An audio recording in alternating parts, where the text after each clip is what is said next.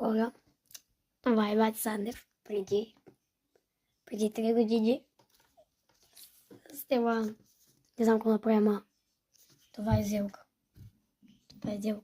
То тук имаше и портокал, който са цицките на Сандев.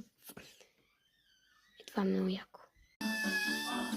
Бебето Рита! Време да скриншотнете Сандев и да го качвате в Инстаграм.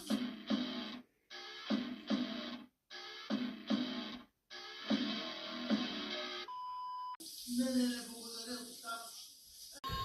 Сиянка се изкъпа, както виждате, моята коса е мокра, защото тя е доста голяма и се суши доста по-бавно, затова сега аз ще помогна на Сиянка. А вече часа е сигурно 12, вече супер късно и много ни се спи.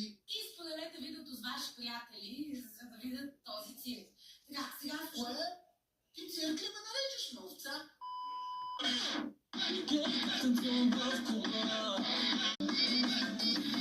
Айде го изпълнят. Това много тежи.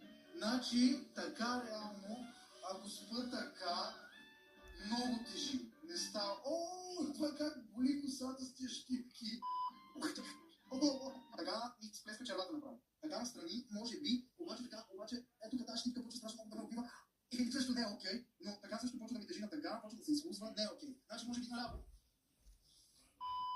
Айде, лека нож! Добро утро, хора! Аз се събудих преди малко. Сиянка все още спи, затова аз предлагам направо да отидем и да я събудим, защото няма време, часът е 9:30, предизвикателството е до 10, така че трябва да я будя, защото после сме на детска партия и няма почти никакво време. Чуя се дали да не я събуди с вода или нещо, но викам, айде сега няма да копирам Крисито. Чашка вода! Добро утро, ма ти будна ли си, бе? Аз сама влизах да те будя. Чашка вода те чувам аз тук.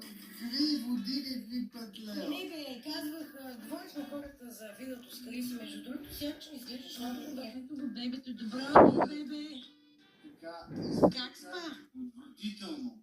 Отвратително добре. Отвратително зле.